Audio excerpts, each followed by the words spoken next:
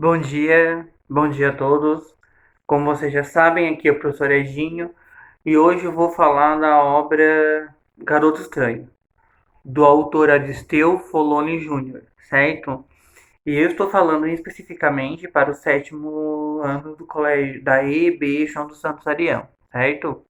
Então, pessoal, o que vocês têm que saber depois de assistir esse vídeo, terminar a leitura da obra, caso não tenham terminado ainda, vocês vão fazer uma avaliação no Google Formulários, tá? São 10 questões de assinalar, o professor preparou para vocês. Mas mesmo assim, o professor se sentiu mais à vontade em. O cabelo tá revirado. Eu me senti mais à vontade, me sinto mais seguro fazer esse vídeo aqui para vocês. É um vídeo que vai ser um condutor da leitura de vocês, certo? Sétimo ano 2. O que vocês precisam saber? A apresentação, lembra da apresentação? A complicação, lembram que é? O clímax, lembram? E o desfecho, certo? Você tem que saber então esses elementos aqui da obra: as personagens redondas, as personagens planas, o tempo cronológico, os espaços da obra. Então, eu quero falar um pouquinho para vocês sobre as impressões gerais que o professor teve, certo? Sobre essa obra. Eu fiz aqui algumas anotações, por isso que às vezes eu vou me virar aqui, meu cabelo tá revirado. Eu vou me virar aqui de lado para ler para vocês, certo, pessoal? O livro Garoto Estranho é dedicado ao público adolescente e trata não só de preconceito contra as pessoas que não fazem parte do dito padrão da normalidade.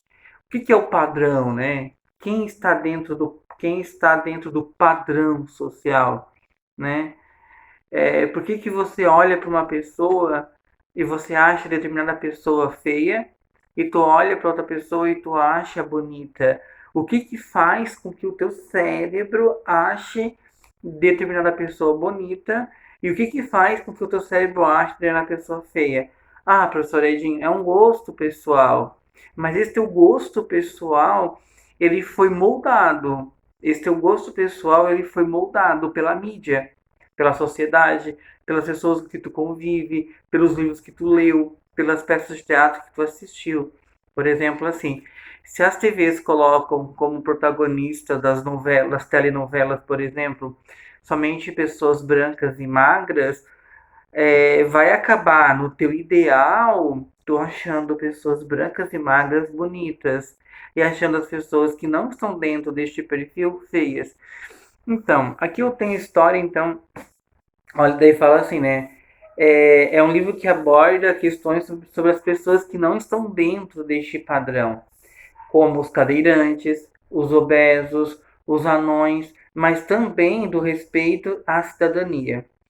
Eu penso que este livro, antes de ser uma historinha de amor do Paulo e da Janaína, antes de ser uma historinha de amizade do Paulo e do Marcelo, antes de ser uma história falando de família, antes de ser uma história falando de educação, né, por causa do professor Freitas, e de família superprotetora, como era a família do nosso protagonista cadeirante, é uma história que fala para vocês de cidadania. Cidadania, certo? O que é cidadania, né? O que é ética, certo? Vai falar sobre isso. Fala também sobre o sufrágio universal. O que é sufrágio universal? Sufrágio é voto, né? E o que é o sufrágio universal? Quando todas as pessoas puderam votar, quando as mulheres também tiveram acesso ao sufrágio. Por isso que as primeiras mulheres, as mulheres que lutaram para ter acesso ao voto, né, na Inglaterra principalmente, elas foram chamadas de sufragistas. Ou seja, o que é sufrágio? Então, neste contexto, sufrágio é voto. Por que eu estou falando essas coisas que está parecendo meio fora de contexto para vocês aqui agora? Porque o professor vai contemplar esses itens na prova, tá bom? Então, olha só. A obra então fala de cidadania. A palavra-chave é cidadania. Fala de igualdade e de equidade.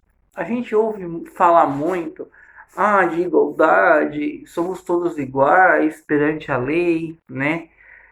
Perante a lei, nós somos todos iguais. Está lá na Constituição de 88, fala aqui no livro também, e está lá nos direitos universais, nos direitos humanos, né, universais, que nós somos todos iguais. Homens, mulheres, pessoas com ou sem deficiência, pessoas brancas ou pessoas pretas, né? Nós somos todos iguais, certo?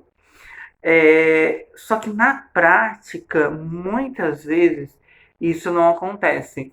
Então, o que é igualdade? Igualdade é tu dar, é o governo, é a sociedade ofertar a mesma coisa para todos os indivíduos. Por exemplo, todos os indivíduos têm acesso à escola, certo?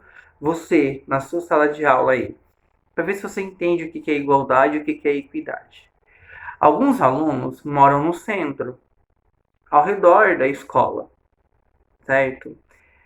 Outros alunos moram no interior, muito longe da escola, certo?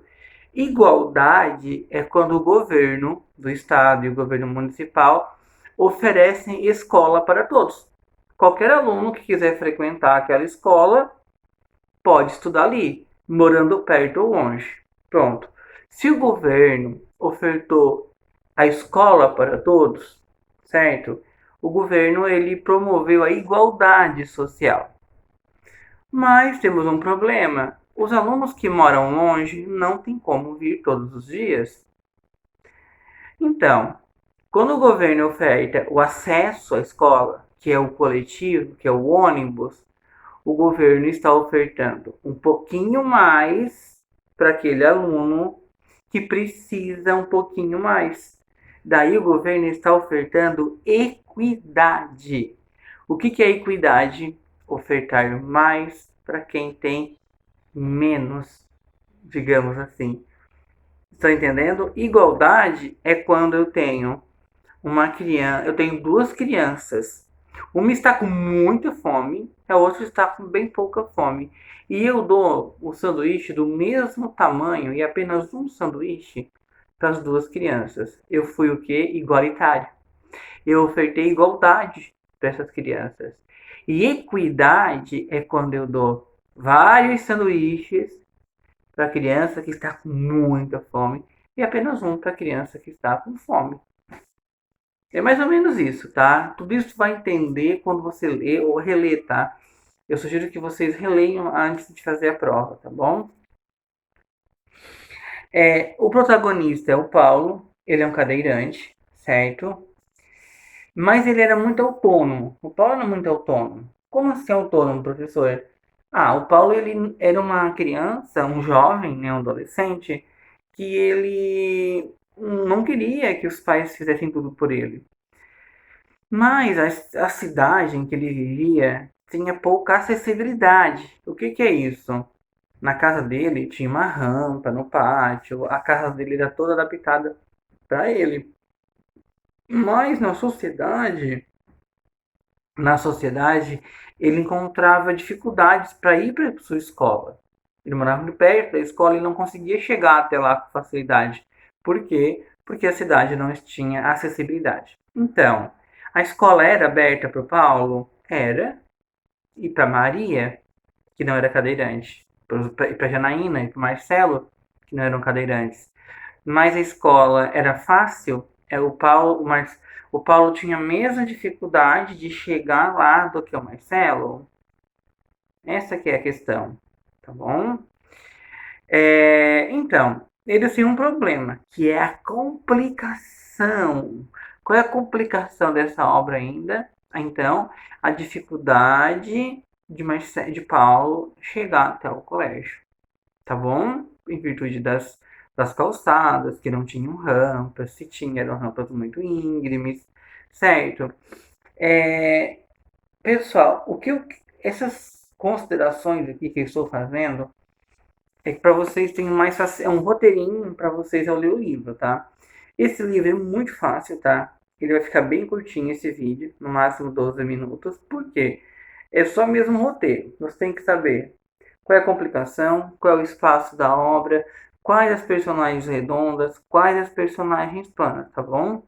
E tudo isso tu vai ter muita facilidade em achar. Certo, pessoal? Era isso, tá?